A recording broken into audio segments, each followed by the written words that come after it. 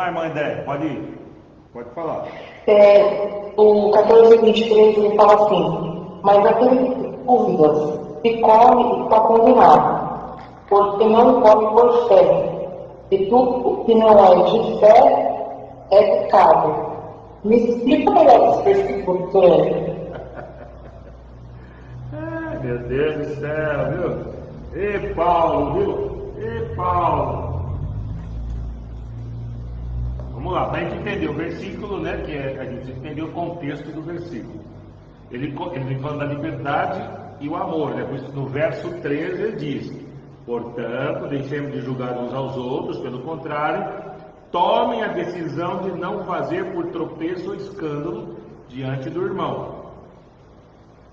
Percebe a nossa postura? Por isso que eu fiz questão de fazer essa abordagem sobre moral e ética, né? Por exemplo, o sujeito, quando eu falo que a ética depende do sujeito, é porque a moral não depende do sujeito. A moral depende do código imposto. A Bíblia não é um código moral. A Bíblia ela é ética. Existe na Bíblia parâmetros morais, mas acima de tudo ela é ética, né? Então ele fala, olha lá, portanto, deixemos de julgar uns aos outros, pelo contrário, tomem a decisão não por tropeço ou escândalo diante dos irmãos. E aí ele vai, sigamos as coisas, versículo 19, sigamos as coisas que contribuem para a paz, também as que são para edificação mútua, né? Ou seja, o meu comportamento pode edificar o irmão, tá certo? Mesmo que o comportamento do irmão não edifique o meu, eu teria um comportamento que edifique, ou que busque edificar o irmão. Verso 20: não destrua a obra de Deus por causa de comida. Todas as coisas, na verdade, são puras, mas não é bom quando alguém come algo que causa escândalo. Por exemplo, quando diz que não íamos discutir Coríntios, não vamos discutir Coríntios, mas 1 Coríntios é interessante quando ele fala, assim, o ídolo não é nada. Então, por exemplo, se eu vou na casa de uma pessoa que eu sei que ela não é cristã e que lá teve uma festa, e nessa festa pode, por acaso, algum dos alimentos ter sido oferecido a alguma divindade, né? Eu posso comer. Por quê? Porque não vai me afetar. Se sou forte, se sou maduro na fé, se tenho consciência disso. Há aqueles que não têm, ou que são educados para não ter, né? Porque não pode isso, não pode aquilo, é proibido isso, é proibido aquilo ou outro. Esse pessoal é fraco e gera discípulos fracos, tá certo? E ele continua, vai lá, verso 21. É bom não comer carne, nem beber vinho, nem fazer qualquer outra coisa que leve o irmão a tropeçar. Ou seja, eu posso tomar vinho? O que Paulo está dizendo é que pode.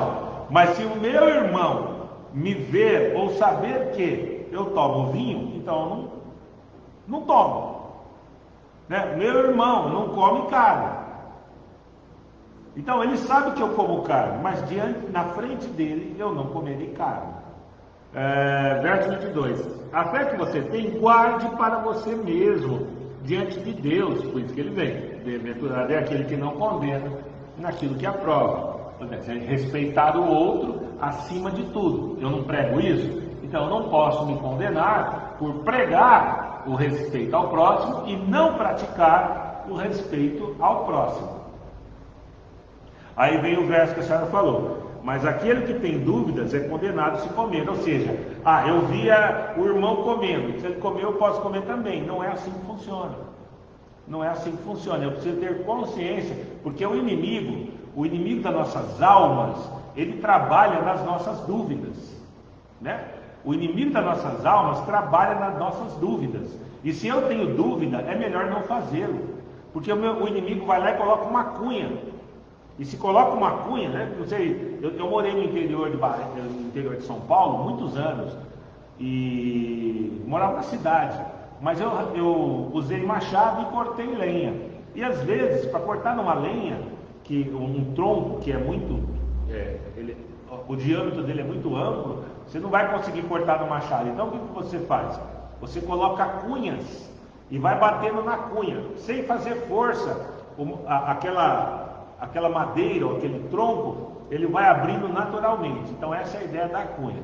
Se o irmão tem dúvida e faz, na dúvida, não, Deus vai me ajudar, ou não vai, será que vai, será que tem, será que não tem? É melhor não fazer, porque o inimigo coloca uma cunha, e na cunha, e qual em qual parte? Na dúvida.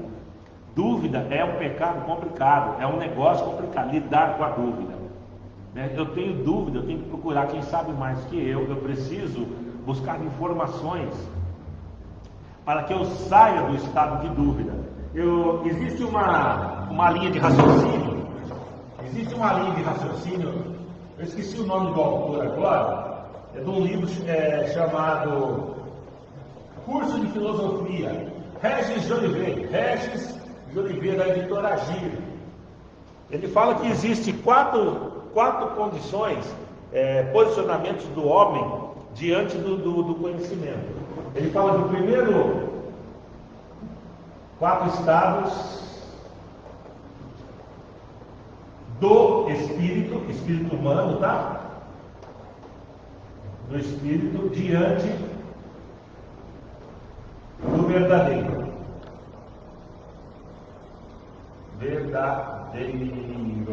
O primeiro é o estado de ignorância. Quando eu não sei nada, não sei, não conheço, nunca ouvi falar. Segundo estado é o estado de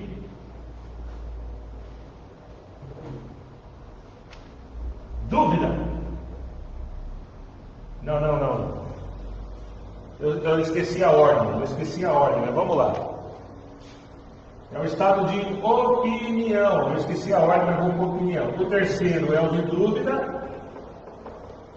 E o 4 definitivo é o de certeza. Pode ser que esses dois aqui estejam trocados, tá? Opinião e dúvida. Eu não me lembro a ordem que está lá no livro. Não me lembro a ordem. Faz tempo que eu não vejo. Então, irmã Andréia, funciona assim. Aquele que tem dúvida é condenado a se comer. Por que eu sou condenado? Porque eu não tenho certeza se é certo ou errado. E talvez não é certeza. Mas isso aqui é muito mais amplo, sabe? Quando aquele negócio, sou salvo ou não sou salvo? Cristo me salvou ou não me salvou? Viu como a pergunta da senhora foi válida quando fala de todos compareceremos diante do tribunal de Cristo? A senhora não tem essa dúvida, eu tenho certeza disso, ela tem plena certeza da sua salvação. Mas há na igreja, e por experiência eu digo isso, que há pessoas que falam, não, eu não posso falar que sou salvo, porque eu não sei se sou. Olha, como eu não sei, eu tenho certeza que sou salvo. Eu tenho plena convicção de que sou salvo. Eu não tenho dúvidas de que sou salvo. Eu não tenho opinião se sou salvo. E nem tenho dúvida, eu sou salvo. Em nome de Jesus. Então quando ele fala aqui, verso 23, aquele que tem dúvida é condenado. Por quê? Porque ele não tem certeza, ele está fazendo as coisas, vai que, né? É condenado a se comer, pois se ele faz, não provém de fé, ou seja, ele não tem certeza das coisas, e quem tem dúvida não apreendeu Deus ainda não é grande o suficiente. Aí alguém pode falar assim, mas pastor Edson, irmão Edson, Deus grande o suficiente? Deus pode ficar maior? Não, Deus não há variação, Deus não evolui e não evolui, quem evolui sou eu. Então se eu passo por esses 4 estados de conhecimento, quando chego nesse estado de certeza, Deus é mais amplo para mim, pelo menos numa da área de saber, né? Que existem tantas áreas de saber. Mas se eu tenho um estado de certeza de fé, de convicto de que Deus está comigo, Deus é maior, não porque Ele evoluiu, mas porque eu evoluí diante dele. Entendeu, irmã André? Aquele que tem dúvida é melhor não comer, porque ele vai ser condenado. Porque o que ele faz não é certeza, ele não tem certeza de que Deus está com ele. Ele não tem certeza de que Deus aprova ou desaprova. E tudo que não provém da fé é pecado. Na dúvida, não faça. Alguém fala para mim, pode beber vinho? Eu falo, você tem dúvida? Tenho. Então não beba. Eu posso tomar uma caipirinha de sei lá o que? Você tem dúvida? Tenho. Então não tome. Na dúvida, não tome, entendeu? É isso, irmão. Na dúvida, não faça. Porque senão você pode atrair, o inimigo coloca uma cunha, e se colocar uma cunha na dúvida, aí o negócio entorna. Deu para entender, não? Deu. Pastor Edson, quando ele fala assim, tudo que não é de fé é pecado, o que seria isso? Então, é quando eu não tenho certeza. Tudo que não é de fé. Quando eu não tenho certeza das coisas. Ah, será que sou salvo? Será que não sou salvo? Será que Deus está comigo? Será que não está comigo? Eu preciso ter experiência com Deus, né? A vida cristã, eu digo isso sempre, né? A diferença entre o nosso Deus, Javé, Jesus Cristo, Espírito Santo, né? Diferente das outras religiões, eu não preciso fazer um despacho, eu não preciso acender uma vela, eu não preciso rezar um mantra, eu não preciso fazer uma campanha de oração. Deus está comigo. Eu não posso ter essa. Pastor Edson, agora deixa eu aproveitar e tirar uma dúvida em relação a uma coisa que o senhor falou da dúvida. Vamos supor, quando Deus fala conosco em profecia, certo? Paulo. A Bíblia fala que a gente pode julgar a profecia, certo? Mas entrar uma dúvida no sentido assim, será que foi Deus mesmo? Se eu tiver certeza que foi Deus que falou através da vida daquela pessoa, e eu duvidar que Deus, aí eu acredito que a gente cai nisso aqui, né? Mas, por exemplo, se eu tiver dúvida, será que foi Deus que levou? Será que foi coração? Será que isso também entra nessa dúvida de pecado? Não entra. Não entra, sabe por quê? Não, porque João Batista, que profetizou um dia antes, e no dia seguinte ele fala, olha ali o Cordeiro de Deus tinha o pecado do mundo, ele também tinha dúvida. Tanto que ele enviou discípulos até Jesus. Lembra que nós vimos nos evangelhos? Ele enviou discípulos até Jesus para saber se ele era mesmo o Messias ou se tinha que esperar outro. Então essa dúvida é válida. Mas assim, como eu acho que a dúvida da senhora de verdade não é essa. Eu acho assim, como se comportar diante de uma profecia dada nos tempos atuais. O nosso papel, o nosso comportamento deve ser o de aguardar. Um irmão na igreja, uma irmã, uma pessoa na igreja, um pastor, um obreiro, alguém que a gente não conhece, Deus o usa em profecia para nós. O que a gente faz? Ora a Deus. E não julguemos o irmão. Aquele irmão lá vive em erro, vive errando, desvia, volta, desvia, volta. Deus usou uma jumenta. Não esqueçamos disso. Deus usou uma jumenta. Quando eu era nova convertida, eu tinha esse problema, mas depois que a gente amadurece, a gente entende isso. Que Deus usa qualquer para falar. Mas no começo a cabeça dá um novinho, né? Quando a gente se converte é complicado.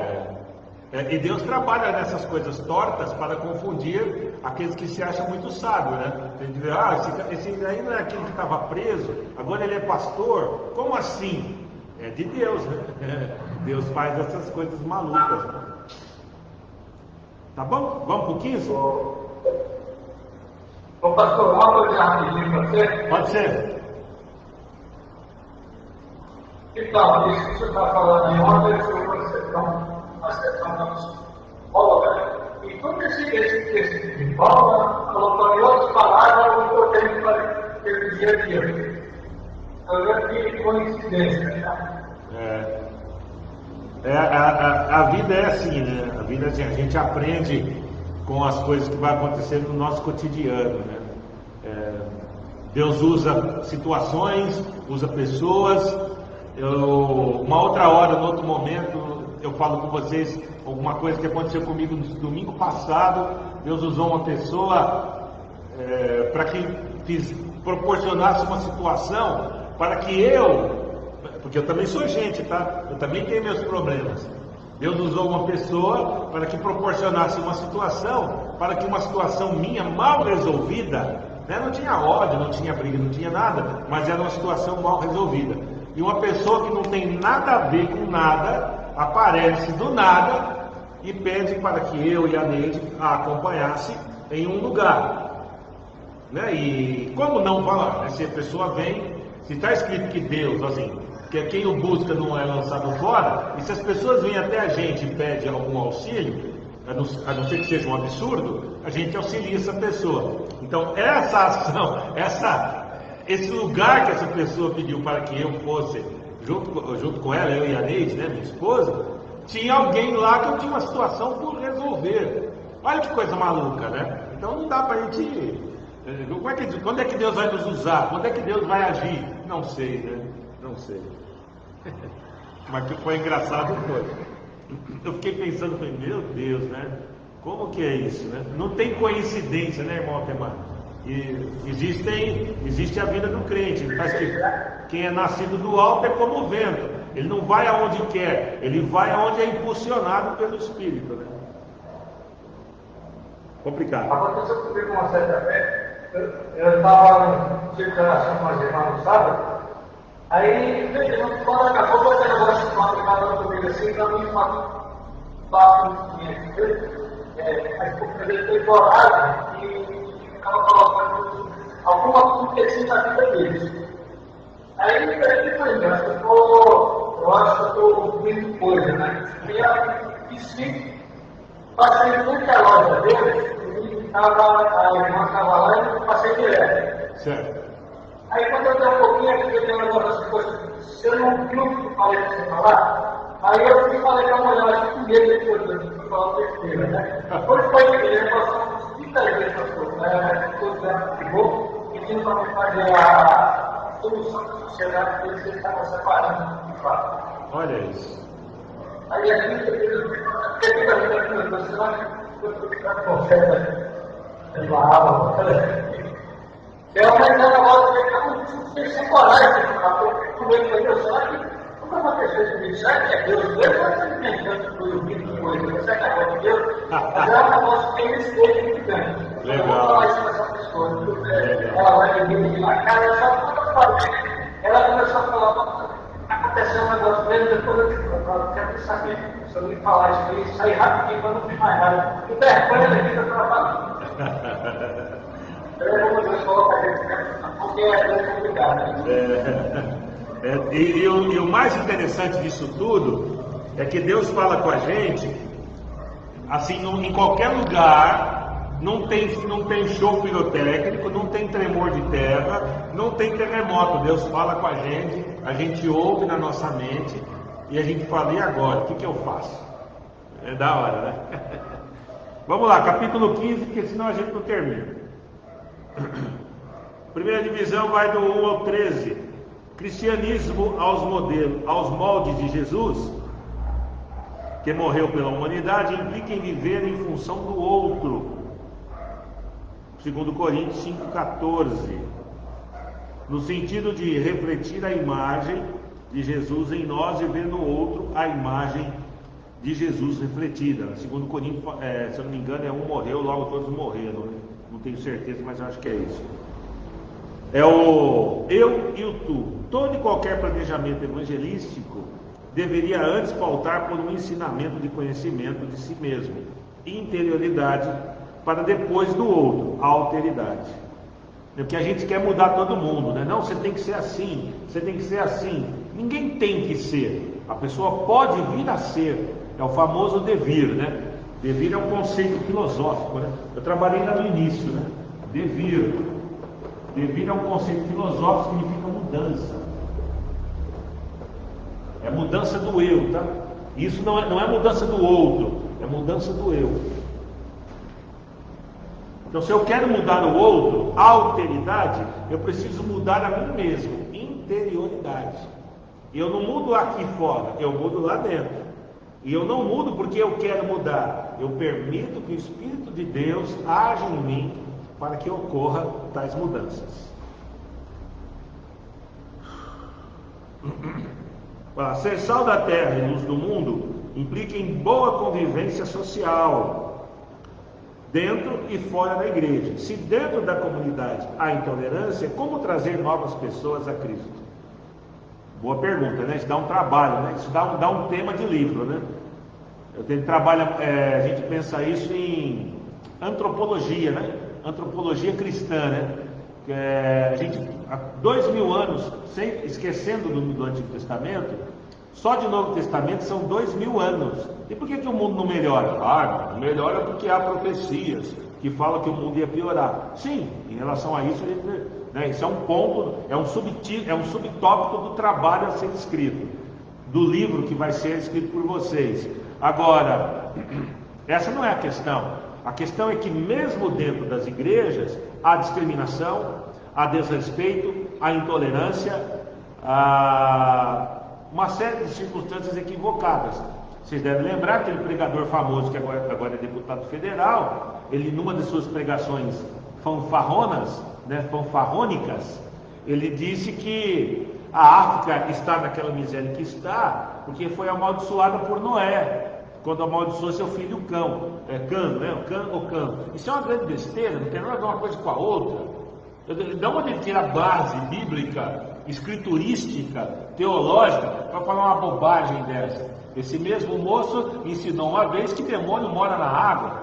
Isso é uma bobagem, isso é uma tremenda besteira, né? E há quem acredita nisso. São pessoas simples, né? São pessoas com pouca capacidade intelectual, né? No sentido de pouco estudo, né? E aí fica difícil, né? Então, se há intolerância dentro da igreja, porque isso é um discurso de intolerância racial, né? Não estou nem pensando em questões mais pesadas como o homossexualismo, entre outras coisas. Eu estou pensando na questão racial. Eu tenho um livro, né, em algum lugar lá em casa, que o escritor ensina, olha o absurdo, que ser negro é maldição dada por Deus a Caim. Olha que absurdo. Olha que absurdo. Ser negro é o pecado, é a maldição, é o sinal que Deus colocou em Caim. Isso é um absurdo. Isso não faz o menor sentido. Para quem crê no dilúvio universal, todos os descendentes de Caim morreram no dilúvio. Ora, se todos os descendentes de Caim morreram no dilúvio, como é que ser negro é a marca de Caim? Não faz o menor sentido, né?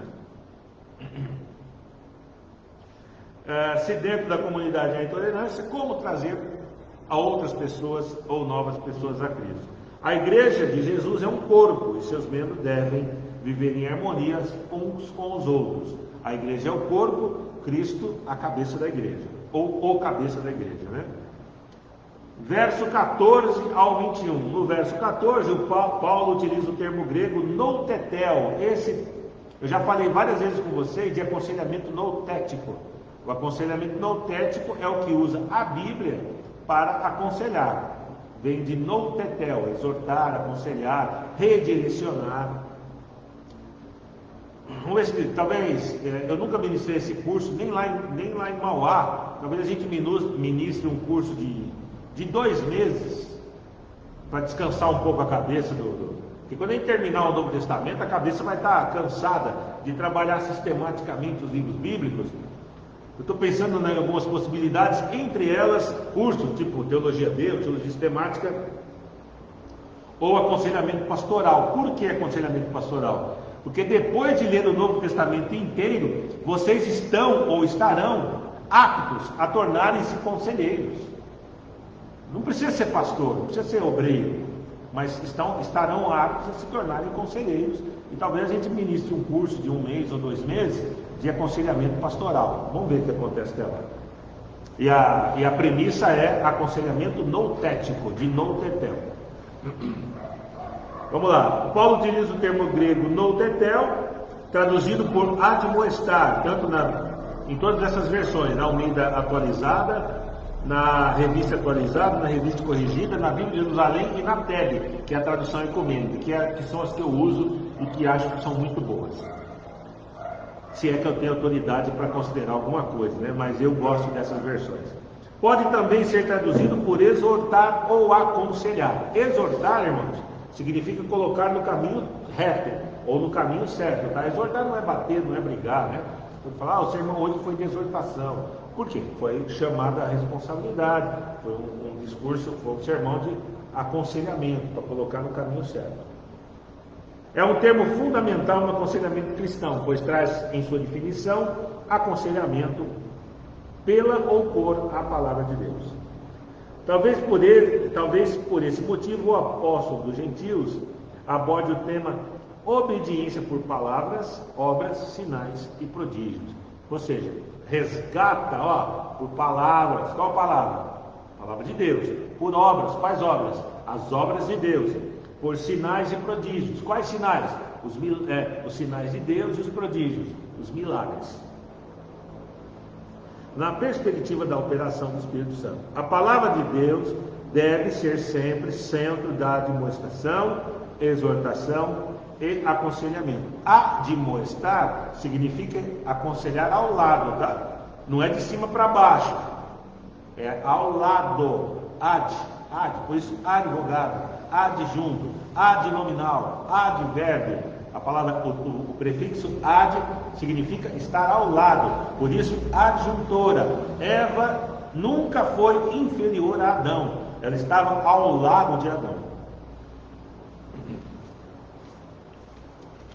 Verso 22 ao 23, Paulo planejava evangelizar a Espanha, mas não existe nenhum registro que ele tivesse chegado até lá, ele foi executado antes disso. Verso 30 ao 33, Paulo estava ciente das dificuldades que encontraria em Jerusalém, como nós vimos lá em Atos capítulos 20, verso 22 ao 23. E com isso a gente termina o capítulo 15. Vocês fizeram anotações?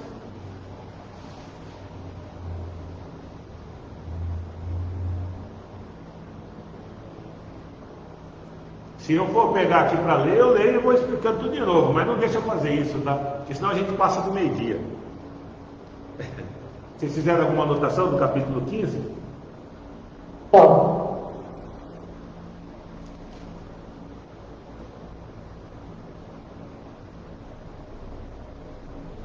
Então, já que ninguém fez, eu vou provocar vocês. Olha que legal, capítulo 15, verso 1.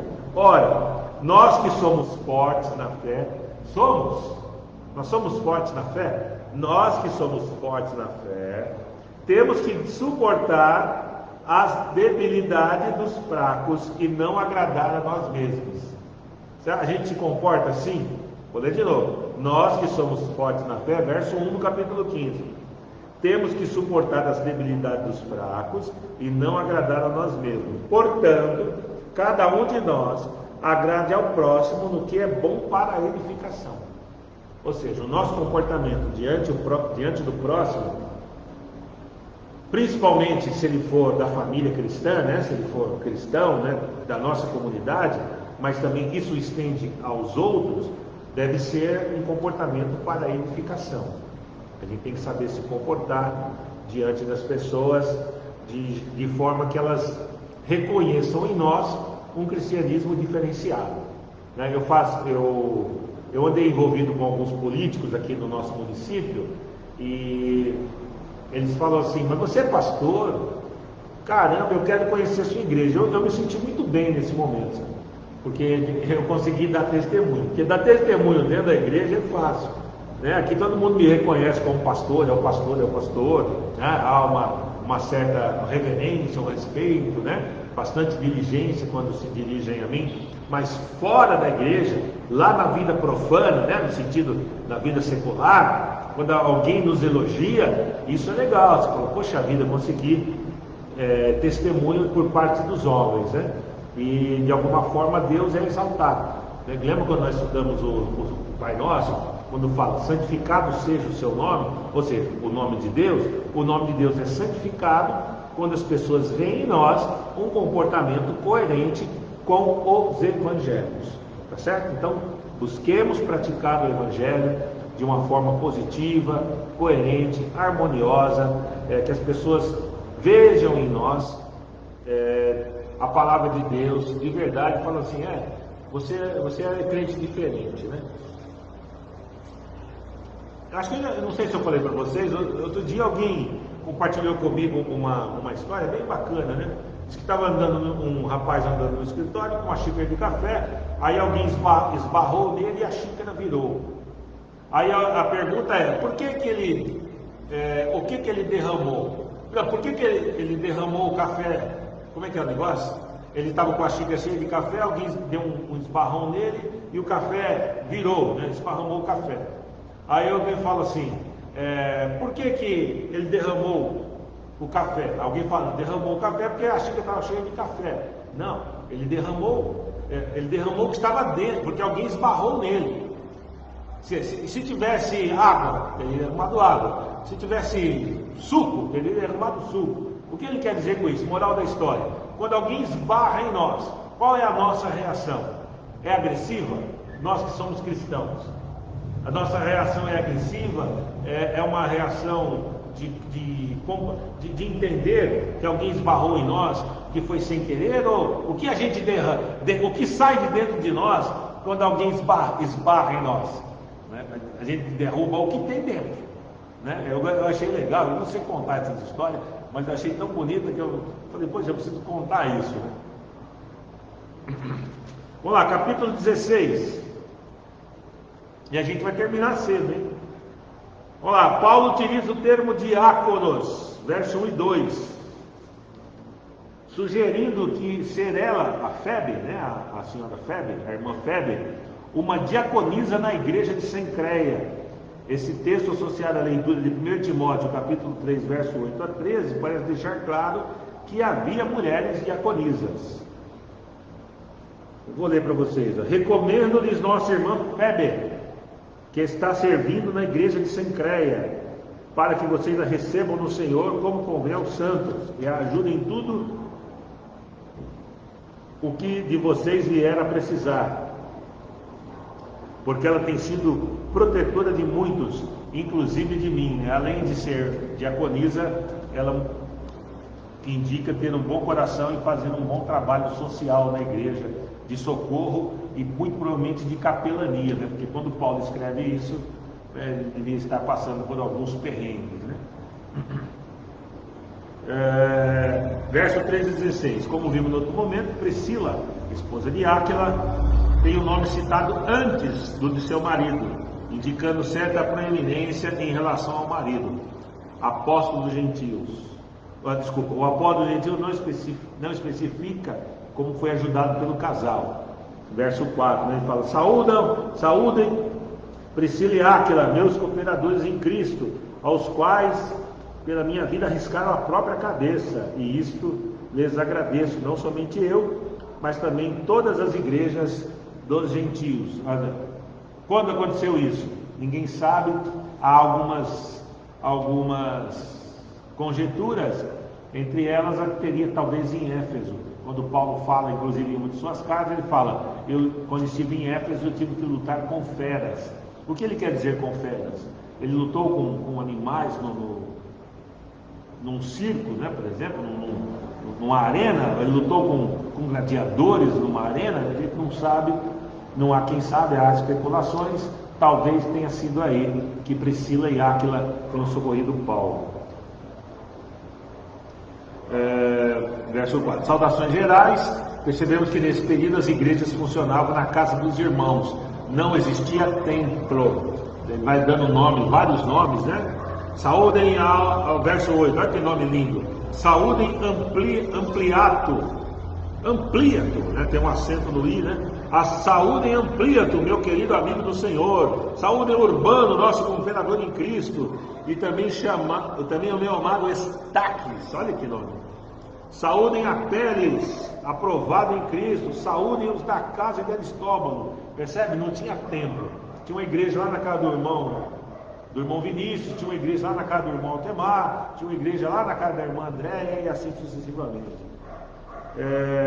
Olha o verso 12. Saúdem a Trífena e Trifosa, as quais trabalham no Senhor. Saúdem a querida Pérside, que também muito trabalhou no Senhor. Saúdem Rufo, eleito do Senhor, igualmente a mãe dele, que também tem sido mãe para mim. Olha que lindo, né? Paulo, ele reconhece tudo e todos, né, que de alguma forma o ajudaram. Saúdem a Zíncrito, Flegonte, Hermes, Patobras, Hermas e os irmãos que se reúnem com ele, e assim sucessivamente, né? Vamos lá. Conselhos finais. Desde sempre a igreja de Cristo sofre com maus obreiros. Paulo alerta sobre as divisões e escândalos. O que seria essa falsa doutrina? Parece que esses tais obreiros eram motivados por desejos egoístas e ludibriavam os mais simples. Vamos ler isso aqui? Conselhos finais, verso 17. Irmãos, peço que notem bem aqueles que provocam divisões e escândalos em desacordo com a doutrina que vocês aprenderam. Afastem-se deles, porque esses tais não servem a Cristo, nosso Senhor, e sim a seu próprio ventre. O que ele quer dizer com isso? Ele está usando uma figura de linguagem. As pessoas, por exemplo, enriquecimento ilícito, né? Usar a igreja, usar o púlpito para tirar dinheiro do povo. Ele está pensando no próprio ventre. É isso que ele está querendo dizer, certo? Com suaves palavras e lisonjas enganam o coração de pessoas simples. O que ele quer dizer com pessoas simples? Pessoas que se deixam enveredar por lisonjas, né? Eu te amo muito, eu gosto muito de você, e essas pessoas acabam cooperando não por identificação com o Evangelho de Cristo, mas por gostarem demais da sua liderança. Muito cuidado, tá, irmão? Eu falo como pastor, tá? A gente tem que saber o limite, não é fácil, porque todo mundo gosta de massagem no ego, até eu. Só que a gente tem que saber o limite disso. Existe um limite. A gente tem que saber o limite. Até que ponto a gente tem que aceitar esse tipo de situação? Até que ponto? Às vezes as pessoas não estão na igreja pela salvação em Cristo, mas por gostar demais do pregador, do seu líder. Isso é bom, mas muito perigoso, né? Eu também já aconselhei pessoas que depois que o pastor saiu da igreja ou foi para outro, que há ministérios que eles trocam a liderança de tempos em tempos, né? Por um período de tempo, aquele pastor sai dali. E as pessoas acabam se desviando, porque esse pastor, quando não vai para um bairro próximo, pode mudar de município ou até de estado. E essas pessoas acabam saindo da igreja. Não é que ele era crente do pastor, mas ele identifica-se com o pastor, e o pastor acaba inconscientemente aceitando esse tipo de identificação. Isso não é bom.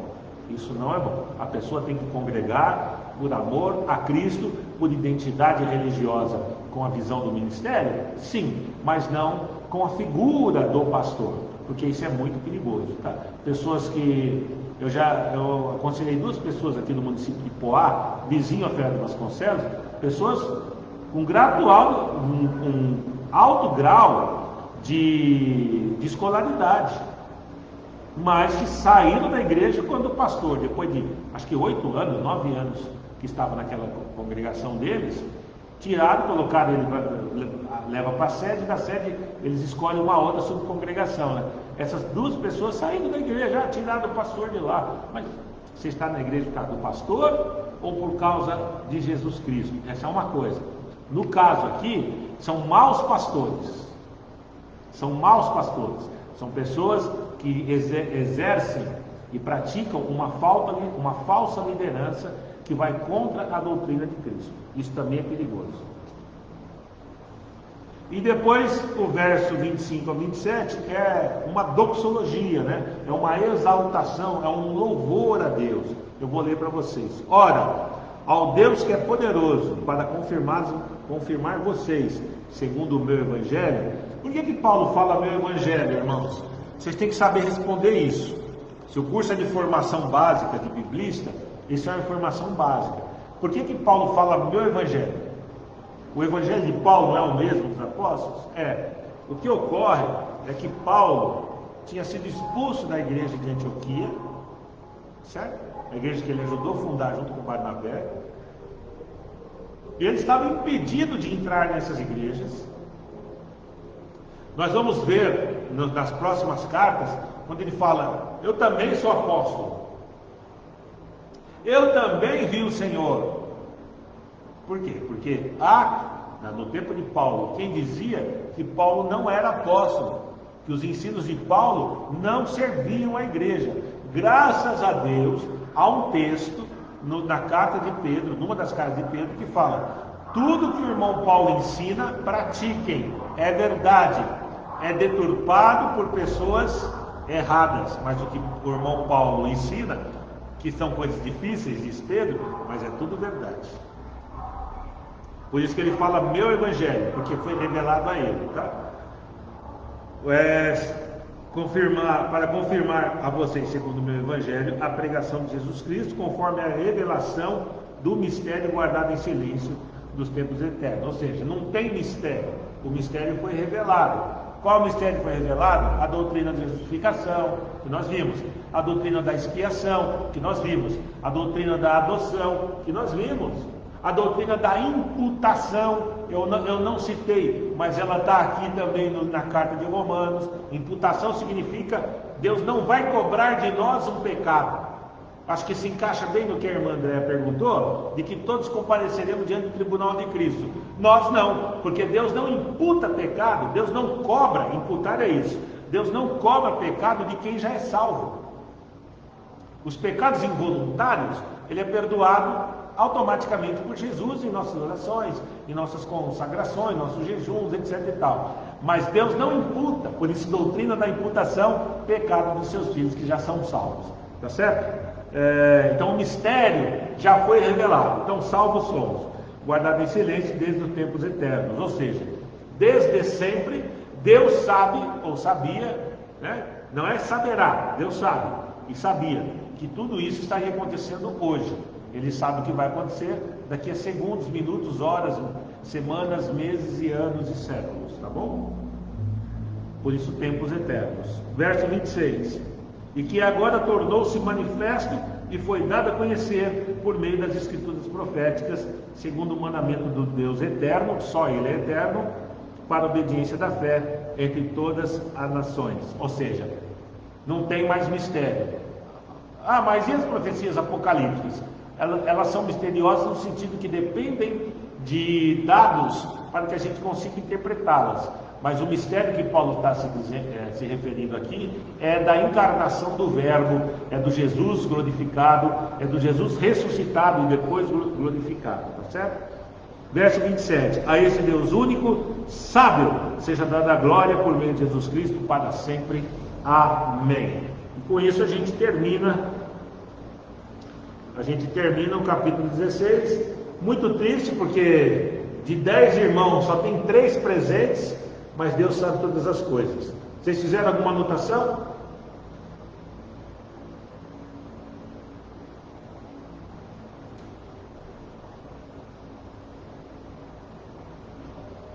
Pastor, eu não fiz, queria perguntar algo que você falou durante a aula aí, no sentido, quando você fala de ser político partidário, que é errado, o que é ser político partidário?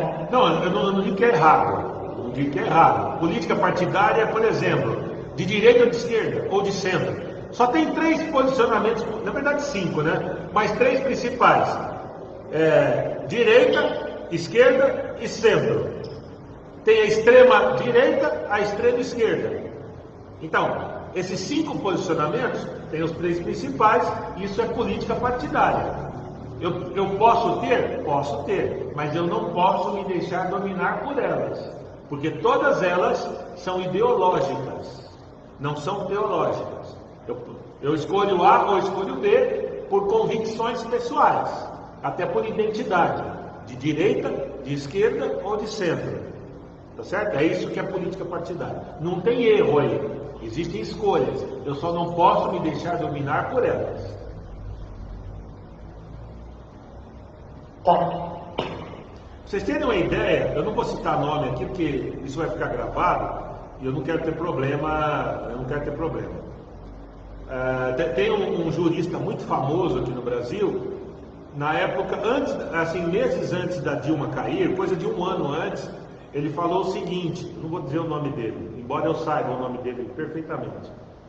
Ele fala assim: o Brasil hoje está dando muito direito para negros, pardos, gays e indígenas. Vai sobrar o que para nós? Quem é nós? A quem ele se refere? Olha o que ele falou: o Brasil está dando muito direito para negros, gays, pardos e indígenas. Vai sobrar o que para nós? O que ele quer dizer com isso? Está dando direito? Percebe? Isso é um posicionamento político ideológico de extrema direita. Tá certo? Porque todo preconceito é de direita, e quando ele é muito exagerado, ele é de extrema direita. Ah, você tem prova disso? Tem. Adolf Hitler, por exemplo, era de extrema direita, tinha preconceito contra os judeus, há quem diga contra negros e ciganos também.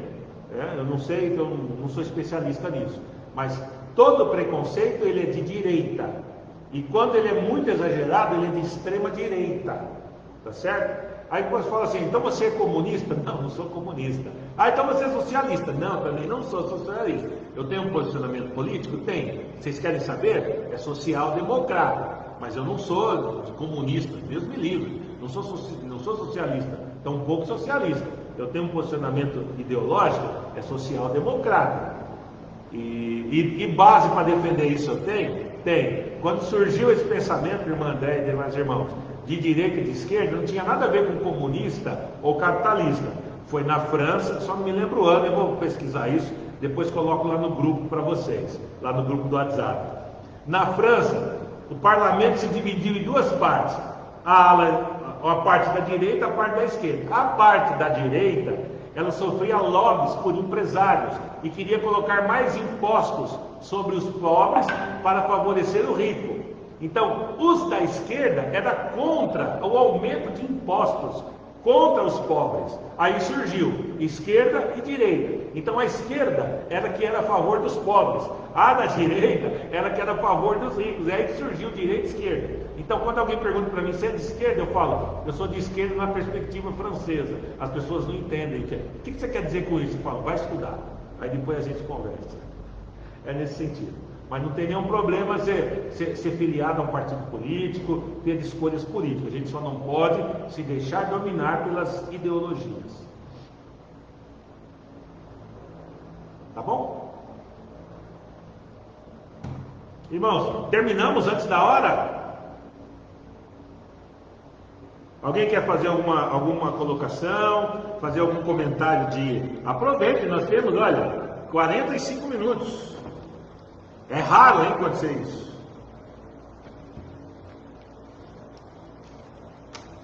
Pelo visto vocês estão não vendo a hora de acabar. Então vamos terminar?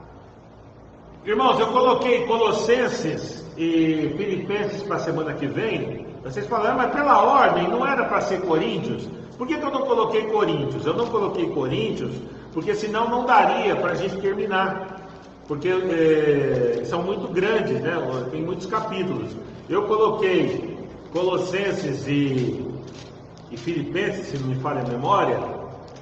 Por quê? Porque tem menos capítulos e a gente trabalha num sábado todinho Colossenses e no outro sábado a gente trabalha Filipenses e depois a gente vai para Coríntios, tá bom?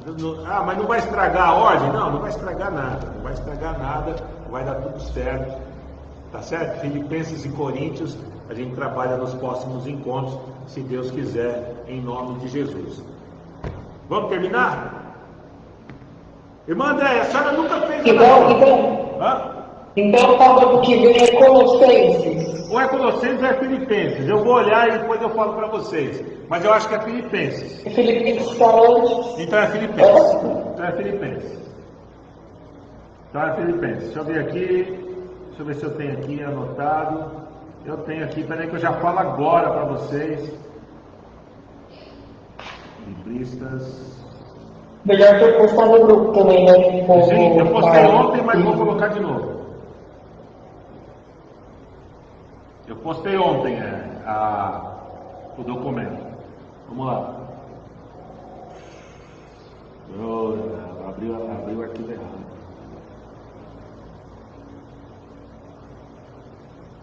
Conteúdo programático, não é esse aqui. Curso livre, informação de tudo.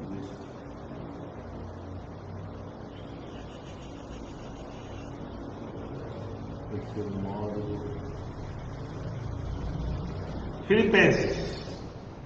Filipenses. A gente vai trabalhar Filipenses sábado que vem e dia 12 e dia 19 Colossenses. Aí a gente vai para o recesso.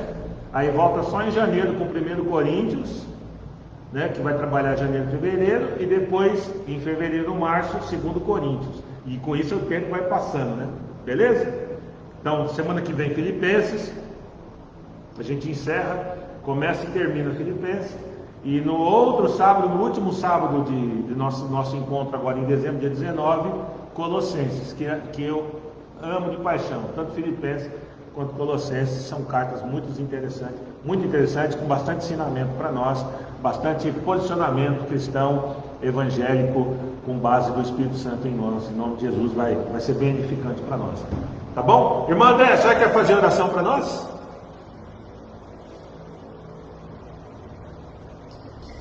Querer. Ora por nós. Meu Deus, meu Pai, nós queremos te agradecer, Senhor, por mais esse dia na tua presença, por mais esse aprendizado. Pai, Senhor, as nossas vidas, nos dá, Senhor, no fim de semana abençoado, Pai. Fica, Senhor, nossos parentes, de todo mal, Senhor, livrando, Senhor, dessa doença, dessa pandemia, salvando, curando, libertando, Senhor, as nossas vidas, Senhor, e a nossa família, Pai. Resgata, Senhor, a família, que estão perdidos, que não conhecem o Senhor, Pai.